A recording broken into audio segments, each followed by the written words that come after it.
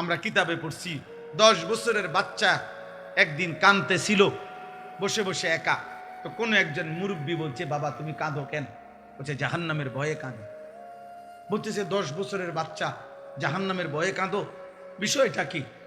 বিষয়টা তো আমারও ছিল না, কিন্তু আমার মায়ের একটা আচরণ দেখে আমার কাছে ভয় লাগতেছে।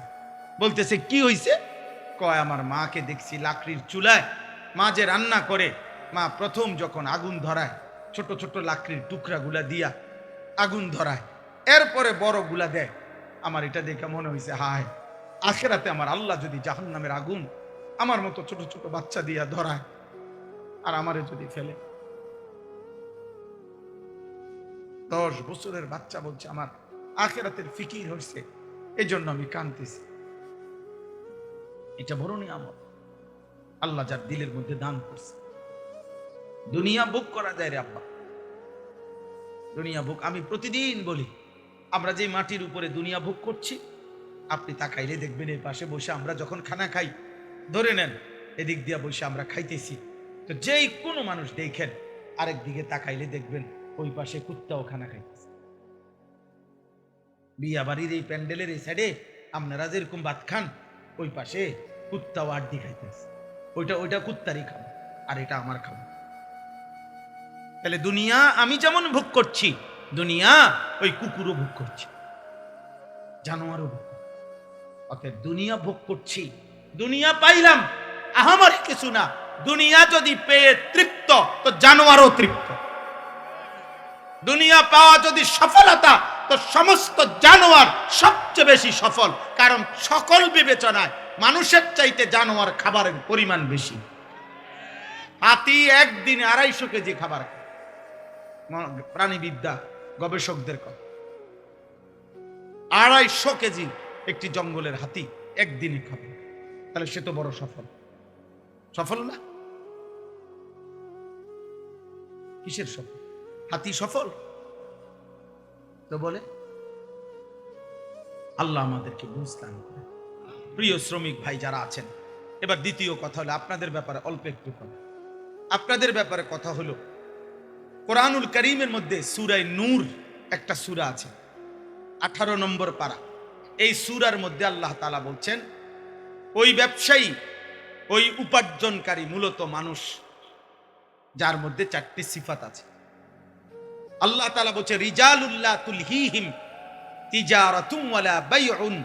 আল্লাহ তাআলা বলে তারাই মানুষ, তারাই পুরুষ, তারাই উপার্জনকারী, যাদের ব্যবসা বেচা কিনা উপার্জন তাদেরকে 4টি জিনিস ভুলায় না। কয়টি জিনিস? 1, আন যিকরিল্লাহ, জবানে আল্লাহর জিকির, আল্লাহর স্মরণ যে ভুলে না, সেই প্রকৃত মানুষ।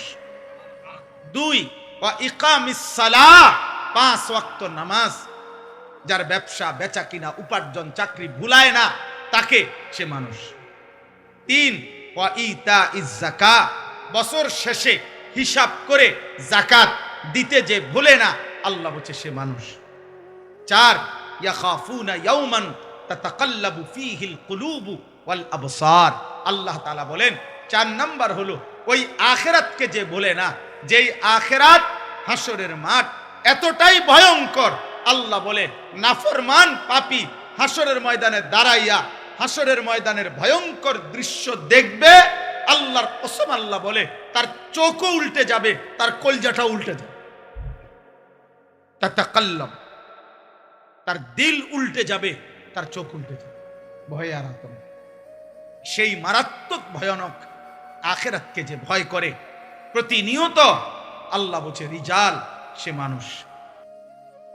24 ঘন্টায় আসলে জীবনটা খামখেয়ালি। কখনোই আমি কিছু বুঝি না, আমার নিজের আখিরাত পরকাল এটা ঠিক না।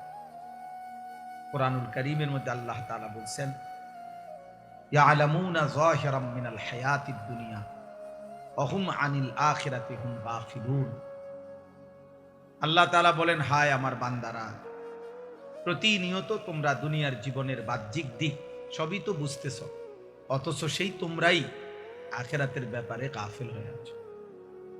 তুমি বুঝো না কি? তুমি তো দুনিয়া সবই বুঝতেছ, ভাত মাছ চাল ডাল, আয় রোজগার, উপার্জন, হাসি কান্না, আনন্দ বেদনা, আবেগ অনুভূতি সবই তো বুঝো, অথচ আখিরাতের ব্যাপারে গাফেল হয়ে আছো। অথচ তোমার তো এটা ভাবা উচিত, দুনিয়াও আমার, আখিরাতও আমার। এজন্য আল্লাহ তাআলা এটা আমাদেরকে বলছে যে বান্দা ঠিক আছে, দুনিয়া করো, তুমি মানা তো নাই, দুনিয়া তো আমিই দিছি। আয়, উপার্জন, রোজগার, বাজার, ব্যবসা, চাকরি, ইনকাম, শরীর, স্বাস্থ্য, জীবন, যৌবন, সুস্থতা, সম্পদ, অর্থ, বিত্ত, আসমান জমিন তো আমারই দেওয়া, এই তো আমারই। হুয়াল্লাযী খালাকা লাকুম মা ফিল আরদি জামিআ। আল্লাহ তাআলা বলে জমিনের সব আমি তোমাদের জন্যই বানাইছি। আড়াগাড়ি করো কেন, নিবা না এটা, কিন্তু এটা তোমার লাগেই রাখছি। আমি আল্লাহ তো এটা নিচ্ছি না। সাখখারা লাকুম মা ফিস সামাওয়াতি ওয়াল আরদ। আল্লাহ তাআলা বলে আসমান ও জমিনের সব কিছু আমি আল্লাহ তোমাদের অধীনস্থ করে দিয়েছি। ওয়াল খাইলা ওয়াল বিগালা ওয়াল হামিরা লিতারকাবুহা ওয়া জিনা ওয়া ইয়াখলুকুকুম মা লা তা'লামুন। আল্লাহ তাআলা বলেন ঘোড়া, গাধা, খচ্চর, এ জাতীয় বাহন, এগুলো আমি আল্লাহ তাআলা তোমাদের বাহন হিসাবে চড়বার জন্য এবং তোমাদের সৌন্দর্যের জন্য আমি দিয়েছি, এবং আরো দেব। ধীরে ধীরে তোমাদের জন্য আমি আধুনিকতার আরো উন্নত পর্যায়ে আমি আল্লাহ সৃষ্টি করতে থাকবো, যা তোমরা এখন জানো না। মানে সেদিন 1450 বছর আগে যেন আল্লাহ বলছে, হে মোমেন, আপাতত ঘোড়া, গাধা, খচ্চরের মধ্যে চলো, বাকি আস্তে আস্তে ধীরে ধীরে আপডেট আসবে, আসতে থাকবে। এখন তোমরা জানো না শেষ পর্যন্ত কি আসবে, এবং আসতেই আছে প্রতিনিয়ত নিত্য নতুন জিনিস আল্লাহ তাআলা পাঠাচ্ছে। তাইলে জমিনের সব কিছু আল্লাহ তাআলা বলছেন তোমাদের জন্যই দিছি আমি। ওয়াযাল্লালনাহা লাহুম ফামিনহা রাকুবুহুম ওয়া মিনহা ইয়াকুলুন। কোরআনুল কারীমে আছে আল্লাহ তাআলা বলেন চতুষ্পদ জন্তু আমি তোমাদের অধীনস্থ করেছি, ফলে কোনোটা তোমরা জবাই করে গোশত হিসাবে খাইতে পারো, কোনোটা এতে তোমরা বাহন হিসাবে চড়তে পারো। এটা আমি করেছি, নয়তো ঘোড়ার পিঠে তুমি চইরা চলতে পারত, এত বড় হাতি তুমি সামাল দিতে পারত না, এত বড় 3 লাখ টাকার গরু তুমি শোয়াইতে পারত না। আমি আল্লাহ যদি তোমার অধীনে না করতাম, একটা লাথি দিলে তুমি উড়ে যাবে। আল্লাহ তাআলা বলছে ওয়াযাল্লালনাহা লাহুম। তাফসীরের মধ্যে আছে প্রত্যেকটা প্রাণীর জবাইয়ের মুহূর্তে হালাল এই প্রাণীগুলো আল্লাহর ফেরেশতা আইসা এই প্রাণীটার কানে কানে আইসা বলে যে আল্লাহ তোমাকে এই মানুষের অধীনস্থ করে বানাইছে। ওয়াযাল্লালনাহা লাহুম। এই জন্য অনেক বুজুর্গরা বলে যে কোনো গরু, গাভী যদি ওই যে দুধ দিতে গিয়ে লাথ খায়, মানে দুধ বলে না মানুষ যে দুধ দিতে গিয়ে দুধ দিতে মানে দুধ দোহাইতে দিচ্ছে না, তো এই যদি গাভীর কানে এটা যদি কেউ বলতে পারে যে ওয়াযাল্লালনাহা লাহুম ফামিনহা রাকুবুহুম ওয়া মিনহা ইয়াকুলুন, আল্লাহ তাআলা গাভীকে শান্ত করে দেয়। অনেক বুজুর্গদের আমল আর কি, মানে আল্লাহ এটা অধীনস্থ করে দিয়েছে আমাদের, গোটা কায়নাত আল্লাহ আমাদের অধীনে করে দিয়েছে। তো আল্লাহ তাআলা বলছে দুনিয়া তো আমি দিয়েই রাখছি বান্দা। তো তুমি তো দুনিয়া তো ধীরে ধীরে ধীরে ধীরে সবই বুঝতেছ। মায়ের পেট থেকে তো তুমি কিছুই বুঝতা না, না দুনিয়া বুঝতা না আখিরাত বুঝতা, আমি তো সব তোমারে বুঝাইছি। কোরআনুল কারীমের মধ্যে আছে আখরাজাকুম মিন বুতুনি উম্মাহাতিকুম। ভাইয়া মনোযোগ দিয়া শোনো, একবারে অনুরোধ, ছেলেরা ভাই তোমরা কথা বলো না, আব্বা আমার অনুরোধ, কারো কষ্ট হইলে চলে যাও ভাই। আমি ব্যক্তিগতভাবে কোনো প্রার্থী না, অতএব আমার কোনো ব্যাপক জনসমর্থন দরকার নেই, আমি এগুলা বুঝি টুজি না। আমি সমর্থন দিয়ে করবো কিন্তু আমি তো ভোটে খারাইছি না, আমার কোনো ব্যক্তিগত কোনো দল নাই, সংগঠন নাই, পার্টি নাই, আমি কিতা করবো মিডিয়া দিয়ে এত সমর্থন দিয়ে, বুঝেন নাই কথা। এই জন্য আমি কোনো মার্কার পক্ষে বলিও না, মার্কাইডি বুঝিও না। আমার দরকার হলো আখিরাত, সওয়াব দরকার, নেকি দরকার। আর আল্লাহর কথা একজনকে বললেও নেকি, একজনকে বললে নেকি হয়, তো আমার নেকি দরকার। এই জন্য দোস্ত একদম কথা বলো, কেউ কথা বলো, বরকত হবে। আল্লাহর কথা যে যতটা আন্তরিক হয় তার কলিজায় ততটা লাগে, জীবন বদলায়, একটা পরিবর্তন দরকার। এমনি তো শুনে কতজনে কত, কিন্তু জিন্দেগি বদলানো। এই ছেলে, এই বাবা, এই ছেলে, মোবাইল এটা নামো, এতটা ছোট মানুষ তুমি বুঝো না বাবা, আবার পিছে চায় হে মানুষ যে বুঝছি না, বোকা মানুষ। তাইলে আমরা এটাই বলতে চাইলাম, আল্লাহ তাআলা আমাদেরকে এটা বলছে, বান্দা বিষয়টা কি, তুমি তো দুনিয়া বুঝতেছ, আমি তো বুঝাইছি তোমার। আখরাজাকুম মিন বুতুনি উম্মাহাতিকুম লা তা'লামুনা শাইআ, কোরআন শরীফে আছে, আল্লাহ বলেন আমি আল্লাহই তোমাদেরকে মায়ের পেট থেকে বের করে এনেছি এই অবস্থায় যে তোমরা কিছুই জানতে না। আমি আল্লাহই প্রথম তোমাকে শিখাইছি যে তোমার এই দাঁতবিহীন শুধু মারি দিয়া তোমার মায়ের বুকের স্তনে তুমি চাপ দিলে আমি আল্লাহ তাআলা তোমার রিজিকের জন্য দুধের ইন্তজাম করে রেখেছি।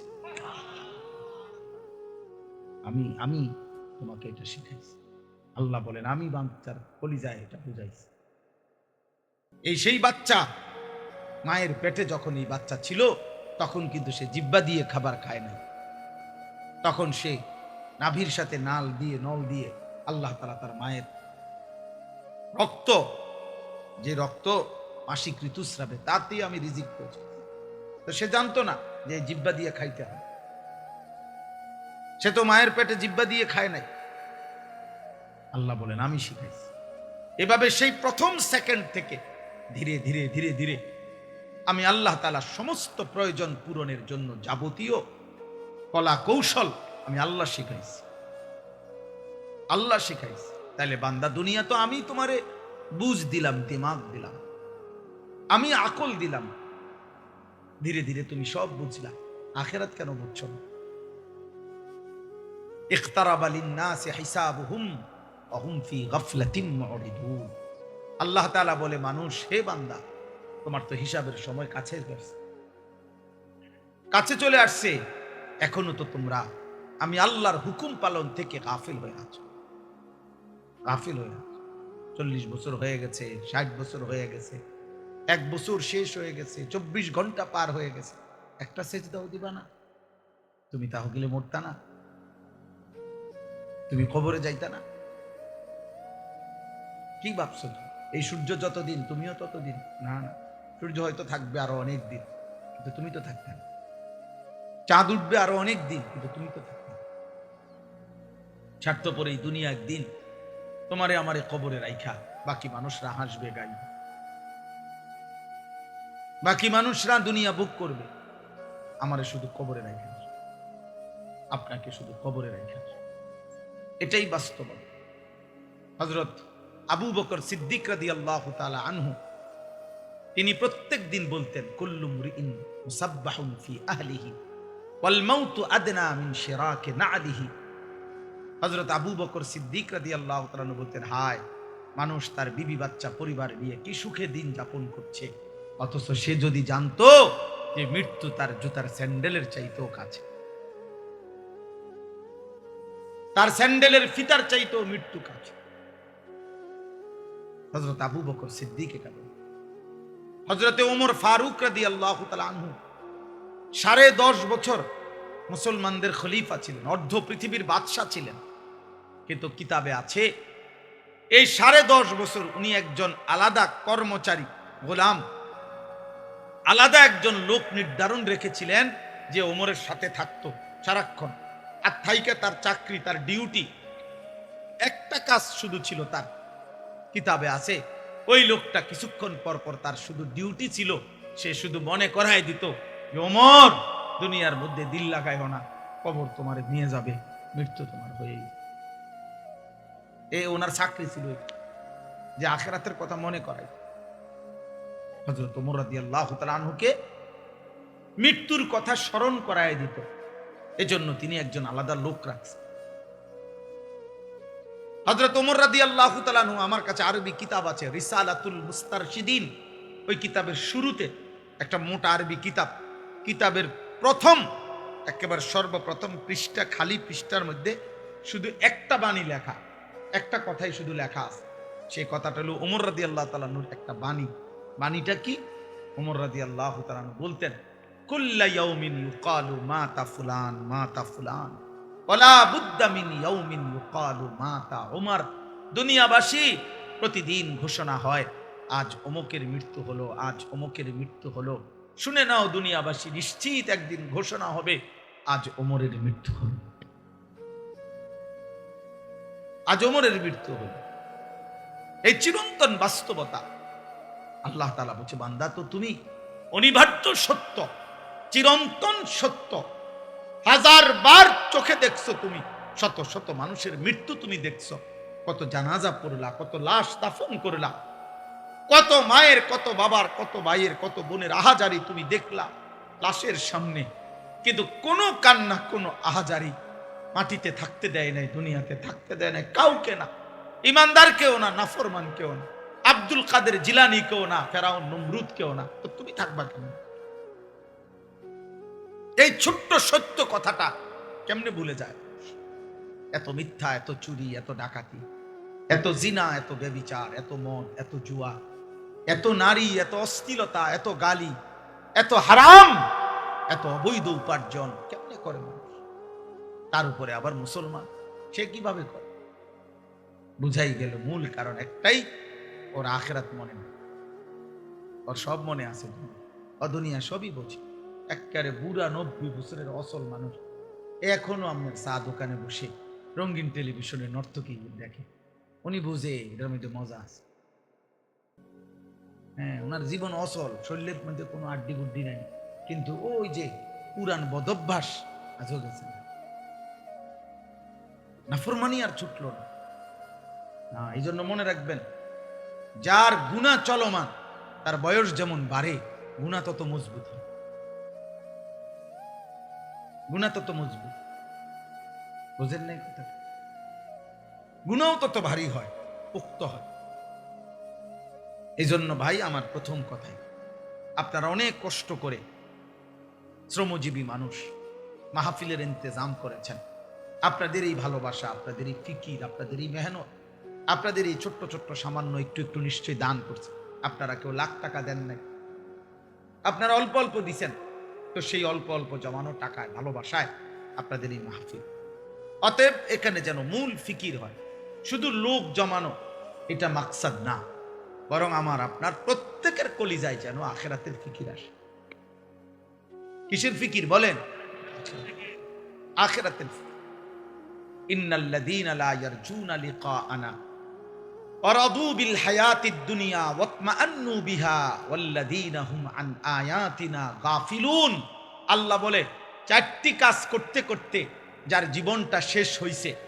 এক, যার জীবন এভাবে চলছে, চলা ফেরা, উঠা বসা, খাদ্য খাবার, আয় রোজগার, তার 24 ঘন্টার চলাফেরা দেখা যায়, বোঝা যায় সে মূলত জান্নাত চায় না। জান্নাত চাইলে সে নামাজ পড়তো, জান্নাত চাইলে সে হালাল হারামের পার্থক্য করত, জান্নাত না চাইলে সে জবানের হেফাজত করত, জান্নাত চাইলে সে চোখের হেফাজত করত, জান্নাত চাইলে সে হালাল উপার্জনের গুরুত্ব দিত। কিন্তু আল্লাহ বলেন, তার চলাফেরার দ্বারা বোঝা যায় আসলে সে জান্নাত চায় না। দুই, ওয়ারাদু বিল হায়াতিদ দুনিয়া, 24 ঘন্টা যে দুনিয়া পেয়ে দুনিয়ার জীবন নিয়ে খুশি হয়ে আছে, খাইতেছে, ঘুমাইতেছে, হাসতেছে, এক হাতে বিড়ি খায়, আরেক হাতে অকথ্য মুখে গাইল লাইতে আছে, টেলিভিশনে নর্তকী চলতে আছে, চা খাইতেছে, যারে মন চায় ঘুষি দিতে আছে, হুমকি দিতে আছে। বাহ, মানে দুনিয়া নিয়ে খুশি। কোনটা যে এখানে মিথ্যা, কোনটা কোনটা হারাম, এখানে গুনাহ হচ্ছে কিনা, আরে বেটা গুনাহ কি আবার সওয়াব নাকি কি আবার? এই আল্লাহ বলেন, 2 নম্বরে যার জীবনটা এভাবে চলে যে দুনিয়ার জীবন নিয়েই খুশি হয়ে আছে। কোন জীবন? 3, ওয়াতমাআন্নু বিহা। 3 নাম্বার হলো যেটুকু দুনিয়া অর্জন করেছে এটুকু দুনিয়া পেয়ে যে সন্তুষ্ট, আর কোনো চাওয়া পাওয়া নাই, কারণ দুনিয়া পাইছে। আল্লাহর রহমতে 3 ফুট বিদেশ, 4টা মেয়ে বিয়ে দিছে, আল্লাহর রহমতে এই সামান্য আয় দিয়া হুজুর এখন বিল্ডিং করছে, রাস্তার লগে কত জায়গা কিনছি, হ্যাঁ হ্যাঁ, বউ বাচ্চা নিয়া খাইয়া পইরা আলহামদুলিল্লাহ, আর চাওয়ার কিছু নাই। আল্লাহর কাছে যা চাইছি আল্লাহ সব দিছে, সব দিছে। আল্লাহর দোয়া, আপনাকে দোয়া, 10 জনের দোয়া, আল্লাহ দুনিয়া যা চাইছি তৃপ্ত। এই আল্লাহ বলেন, দুনিয়া পেয়ে যে সন্তুষ্ট, দুনিয়া পেয়ে কি? 4 নাম্বার, ওয়াল্লাযীনা হুম আন আয়াতিনা গাফিলুন। আমি আল্লাহর আয়াত, আমার বিধান, আমার হালাল হারামের হুকুম, আমার কোরআনের একটা একটা বিধান, আমার রসুলের একটা একটা তরিকা, এর থেকে যে গাফেল। চাচা তো মাশাআল্লাহ আপনি অনেক বোঝেন, তাব্বাতিয়াদা শুদ্ধ করে বলেন, পারেন। আত্তাহিয়াতু শুদ্ধ করে পড়েন, পারে না। 2 রাকাত নামাজ সুন্নত মোতাবেক বলেন, পারে না। 4টা সূরা শুদ্ধ করে বলেন, পারে না। আলহামদুলিল্লাহ সূরাটা ঠিক করে বলেন চাচা, পারে না।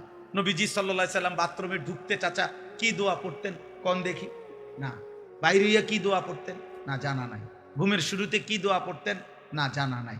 কোনটা হালাল কোনটা হারাম জানা নাই। আজকে যে 30 বছর ব্যবসা করছেন, 30 বছরে ব্যবসার উন্নতির জন্য যতবার হুজুরের কাছে দোয়া চাইছেন, তার পরিমাণ বা অর্ধেক, তার সিকি পরিমাণ হালাল হারামের বিধান জানতে চাইছেন না। মানে দোয়া নেবটার যেমনে আছে, উনি যেমনে যেমনে ব্যবসা করে আমার দায়িত্ব শুধু দোয়া করে দেন যে এটার উপর, এটা সুদ হোক, এটা কিস্তি হোক, এটা লোন হোক, এটা সিটারি হোক, এটা 2 নম্বরই হোক, এটা টেলিভিশন লগে চালাইয়া হোক, আমার দায়িত্ব হলো শুধু দোয়া করে দেন এটার উপরে যাতে বরকত হয়। বুঝেন না কথাটা? মানে হুজুরে বলছে হুজুর খাস করে দোয়া করে দেন, এমন দোয়া দিবেন জাঁতা দিবেন দোয়ার মধ্যে যাতে কাস্টমারের ফিড়ে ফিড়ি লাগিয়ে দেয় আর কপালে অন্য কিছুর দরকার নেই। কোনটা হালাল কোনটা হারাম এত বিষয় আপনি নাক গলাইয়েন না। টিয়া 200 নিছেন, দোয়া করে দেন, খালাস। বুঝছেন না? লাগলে টাকা আরো 100 বাড়াই দিলেন, ধরেন। অন্য দিকে যাইয়েন, শুধু শুধু বরকত বরকত যাবে।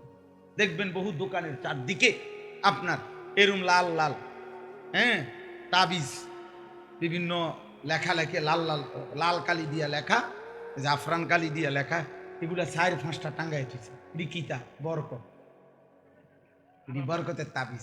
এই ইডির মাঝখানে বইয়া বিড়ি খায়, এগুলার মাঝখানে বইয়া এই ডাকাত যে গালি দেয়, গালির লগে মাটির তলে সাবুদ্ধ উঠে দেবে। বুঝেন না? এই কিসের হালাল কিসের হারাম, কিসের জায়েজ কিসের না জায়েজ, এই তাবিজ দিয়া দে বরকত মিলাই লইছে।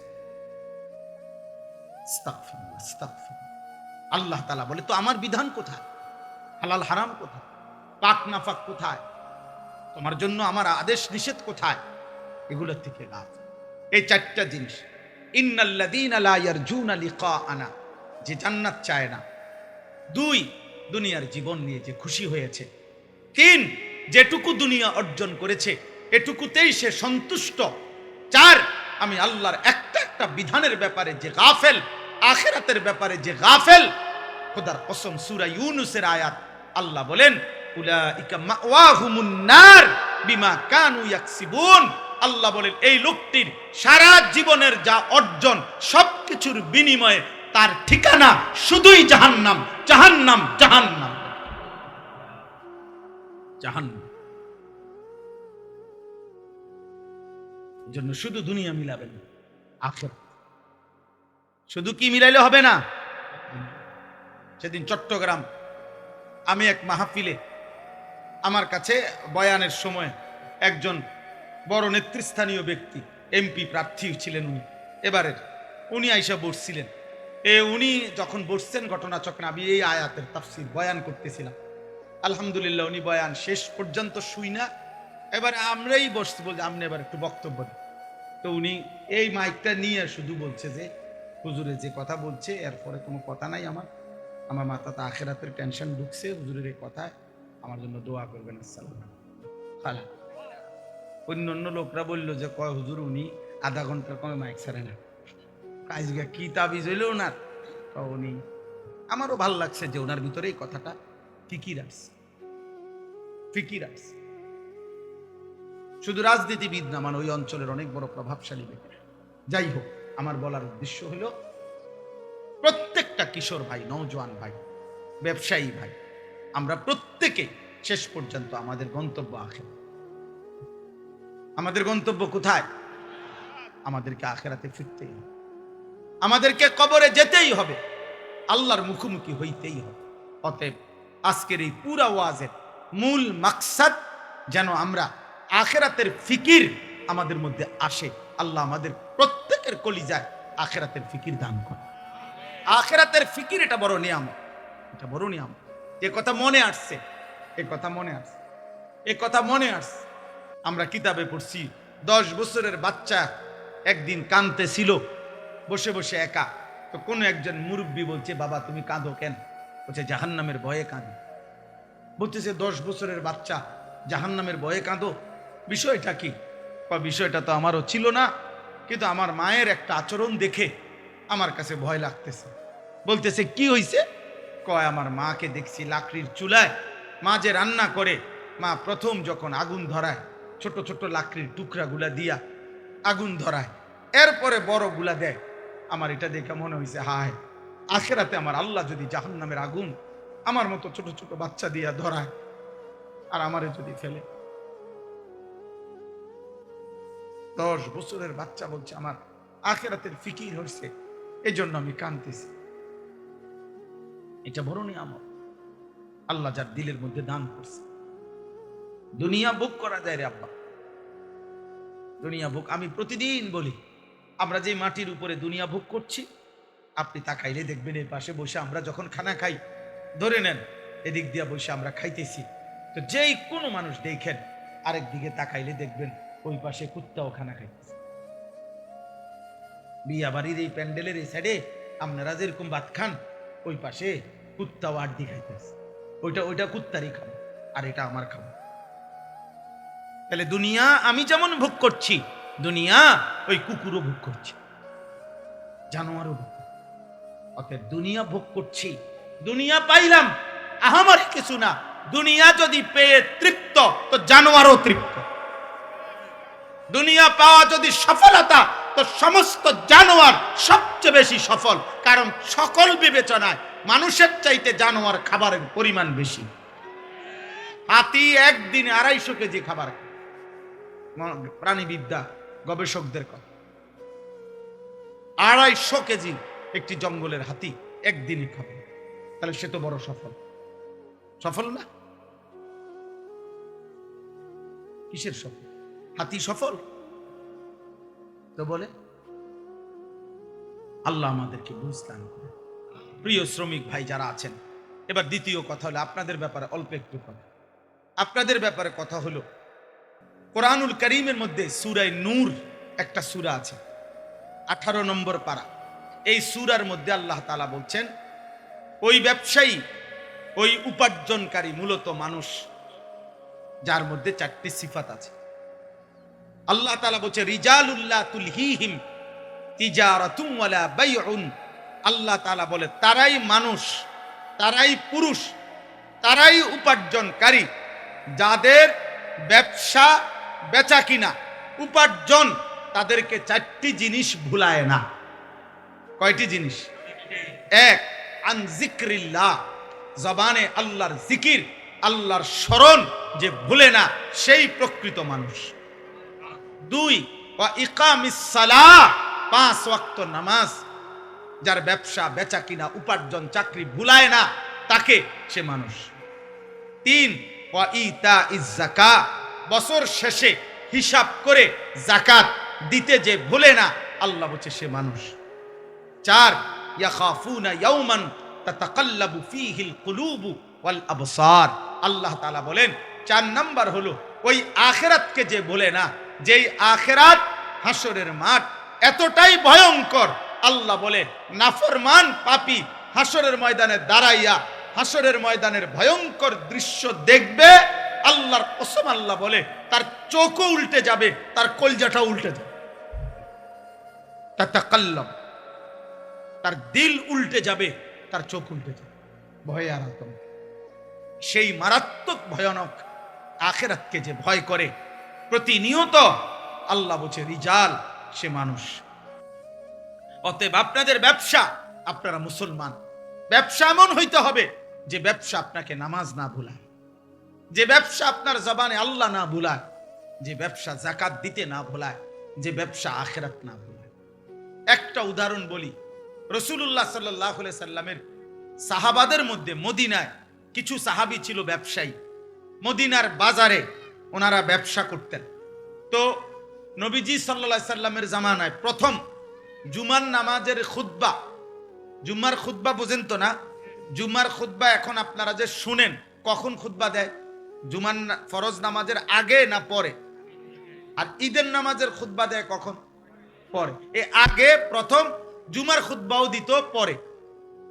শরীয়তের প্রথম বিধান ছিল জুমার খুতবাও ঈদের নামাজের খুতবার মতো পরে হইতো, আগে নামাজ হইতো। বুঝছেন? তো একদিন রাসূলুল্লাহ সাল্লাল্লাহু আলাইহি সাল্লাম এরকম জুমার নামাজ পড়াইছেন, এখন শুধু খুতবা দিতে দাঁড়াইছে, নামাজ শেষ, সাহাবায়ে কেরাম সামনে বসা। ঠিক এই সময় বাজারের মধ্যে বড় বাঁশি দিয়া ফু দিয়েছে। তখনকার সময় নিয়ম ছিল পাইকারি মাল যে দিত ওই পাইকার, ওই যেদিন আসতো মাল নিয়া, যে টাইমে ও একটা ফু দিত, বাঁশি ফু। আগের দিনে না ফু দিলে এরকম গুঙ্গুর বাজাইলে বুঝাইতো, আমরা ছোটবেলায় বুঝতাম যে আইসক্রিম আইছে, ঠিক না?